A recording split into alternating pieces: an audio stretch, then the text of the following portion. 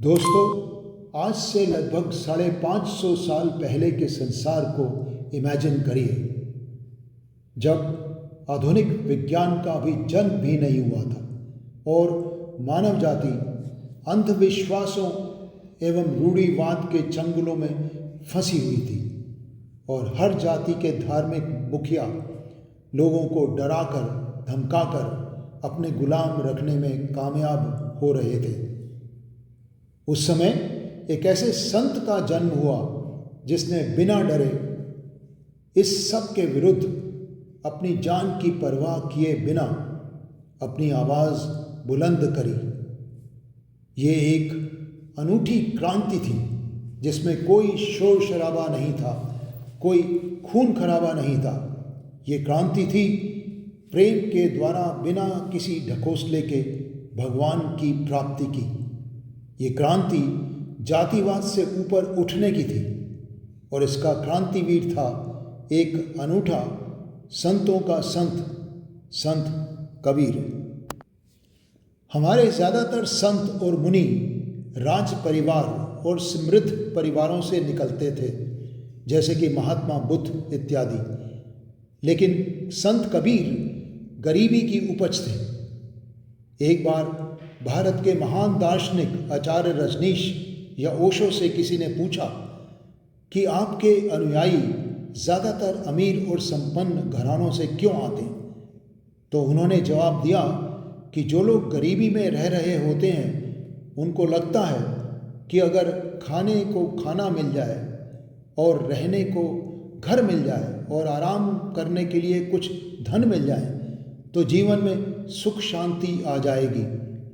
लेकिन जब ये सब मिल जाता है और तब भी सुख शांति नहीं मिलती, तब वो मेरी ओर आते हैं। लेकिन देखिए, कबीर गरीब होकर भी ये समझ गए थे कि धन दौलत से परम शांति नहीं मिलती। इसीलिए उन्होंने लिखा, मन लाग्यो मेरा यार फकीरी में, जो सुख पायो राम भजन में, सो सुख नहीं अमीरी में। आखिर ये तन खाक मिलेगा, कहाँ फिरत बगरूरी में। कहे कबीर सुनो भाई साधो, साहब मिले सबूरी में। सबूरी का मतलब सब्र। तो कबीर ने ये कहा कि तृप्ति ही फकीरी है। मुझे ये पढ़कर याद आया कि एक बार मैं दिल्ली में कहीं घूम रहा था तो एक चर्च के सामने जो कोटेशंस लिखी होती हैं वो मेरे सामने आई, जो आज तक मुझे याद है। उसमें लिखा था, contentment is natural wealth, greed is artificial poverty. यानी कि जहाँ हमारे मन में कुछ तृष्णा जाग जाती है, किसी चीज़ को पाने की लालसा जाग जाती है, हम गरीब हो जाते हैं। और संत कबीर ये पहले ही जान चुके थे कि कंटेंटमेंट कितना इम्पॉर्टेंट है। संत कबीर ने आगे ये कहा कि आपको शर्म नहीं आती कि जिन चीज़ों को आप ना कहते हैं वो आपकी हैं ही नहीं। उन्होंने लिखा, रे या में क्या तेरा मेरा, लाज न भरही कहत घर मेरा। जी हाँ, ऐसे थे हमारे संत कबीर।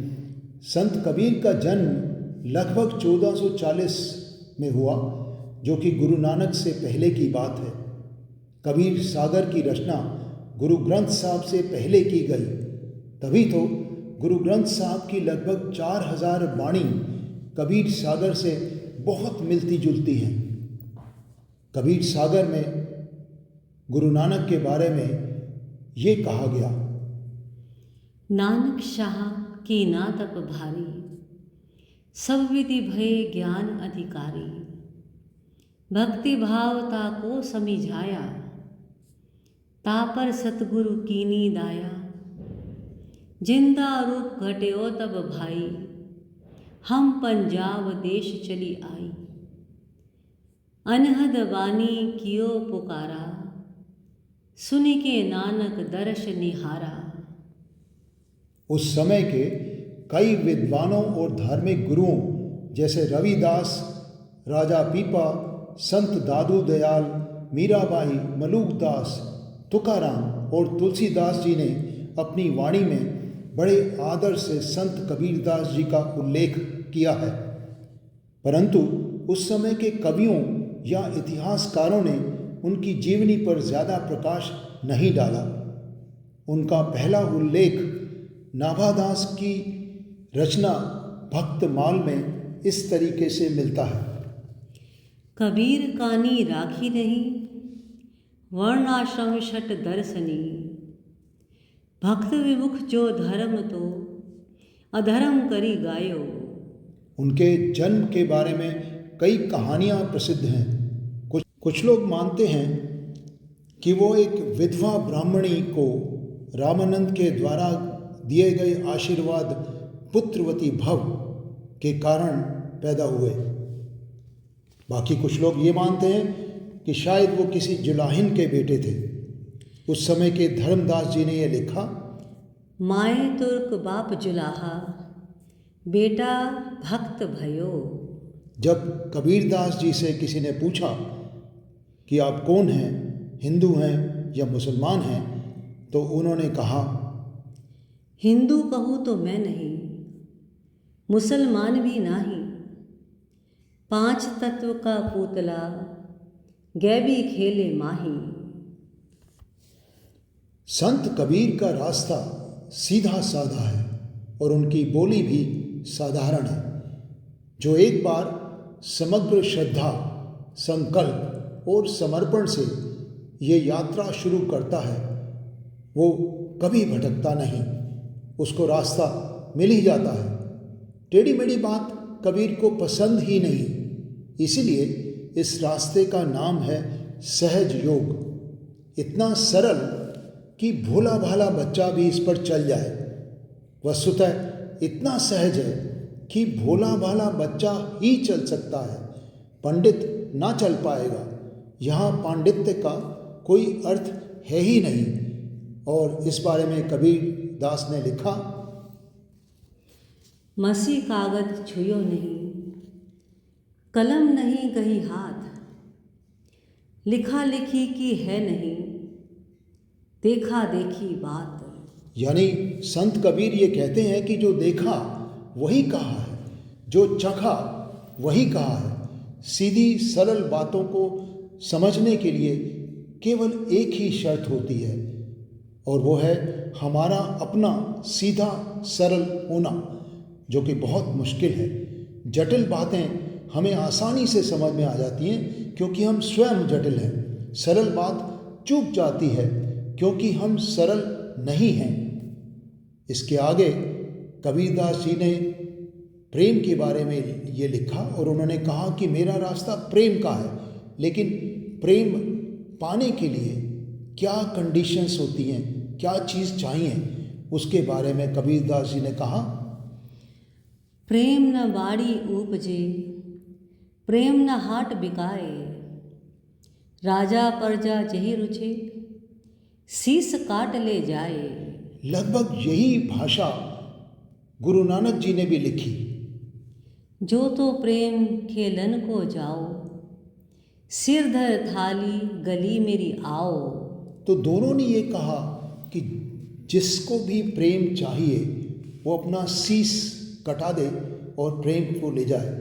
शीस काट ले जाए के 2 अर्थ हैं। एक आयाम तो यह है कि तुम्हारा अहंकार गिरे। सिर अहंकार का प्रतीक है, इसीलिए तो हम कहते हैं सिर ऊंचा रखो। अगर किसी को अपमानित कर दिया जाता है तो कहते हैं कि आपका सिर नीचा कर दिया। सिर अहंकार का प्रतीक है। अहंकार को छोड़ने पर ही प्रेम हमारी जिंदगी में आएगा। अहंकार के बारे में गुरु नानक जी भी सुखमनी साम में लिखते हैं, सुखी बसे मस्कीनियाँ आप निवार तले, बड़े बड़े अहंकारिया नानक गर्वी गले। अहंकार ये मानता है कि सारी दुनिया मिट जाए तो भी मैं बचूं, लेकिन प्रेम में उल्टा लोग स्वयं को मिटा देते हैं। हम लोग कहते तो हैं कि हम प्रेम करते हैं, लेकिन करते नहीं, क्योंकि उसके बीच में अहंकार एक बहुत बड़ी बाधा है। दूसरा, शीश का अर्थ है विचार। सिर सारे विचारों का संग्रह है।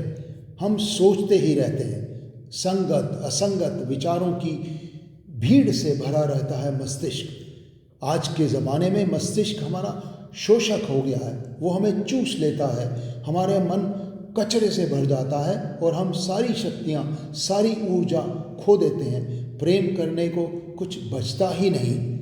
मदर टेरेसा ने भी एक बार यही कहा कि अगर आपका सारा दिमाग लोगों को जज करने में लगा रहेगा तो आप उनसे कभी प्यार नहीं कर पाएंगे।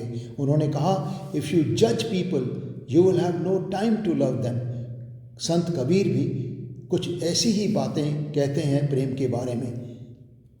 पोथी पढ़ पढ़ जग हुआ, पंडित हुआ न कोई।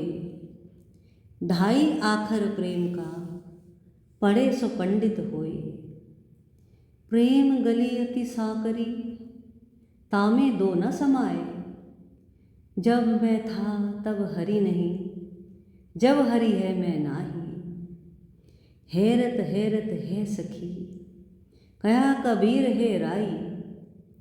बूंद समानी समुद्र में, सो कतहेरी जाए। यानी जब बूंद समुद्र में गिर गई तो उसको वापस कैसे निकाल सकते हैं। हैरत हैरत है सखी, कया कबीर है राई। समुद्र समाना बूंद में, शौकत हेरी जाए। कितनी दार्शनिक बात कितने आसानी से संत कबीर कह गए। एक बूंद का दृष्टिकोण है कि मैं खो गई, सिर्फ सागर बचा है, और दूसरा सागर का दृष्टिकोण है जो ये कहता है कि मैं खो गया, सिर्फ बूंदें ही बूंदें बची हैं। प्रेम में सब दीवारें गिर जाती हैं और हम संपूर्ण विश्व का एक हिस्सा बन जाते हैं। एक सम्राट ने एक महल बनाया जिसमें सुरक्षा के लिए उसमें कोई खिड़की और कोई दरवाजे नहीं थे। शत्रु पहुंचने का कोई उपाय नहीं था, केवल एक दरवाज़ा था और उस पर एक पहरेदार था। लेकिन उस पर भी क्या भरोसा, तो उस पर दूसरा पहरेदार था, दूसरे पे तीसरा पहरेदार था और एक लाइन थी पहरेदारों की। एक दूसरा राजा उस महल को जब देखने आया तो वो बहुत प्रभावित हुआ, पर बाहर बैठा एक भिखारी हंसने लगा और बोला, इस महल में एक बहुत बड़ा खतरा है और वह ये एक दरवाज़ा, इसको भी बंद करवा दो। राजा बोला, नालायक, फिर तो एक कब्र हो जाएगी। हम यही कर रहे हैं। जितनी हम सुरक्षा बढ़ाते जाते हैं उतनी ही कब्र निर्मित होती जाती है। प्रेम का अर्थ इससे बिल्कुल विपरीत है।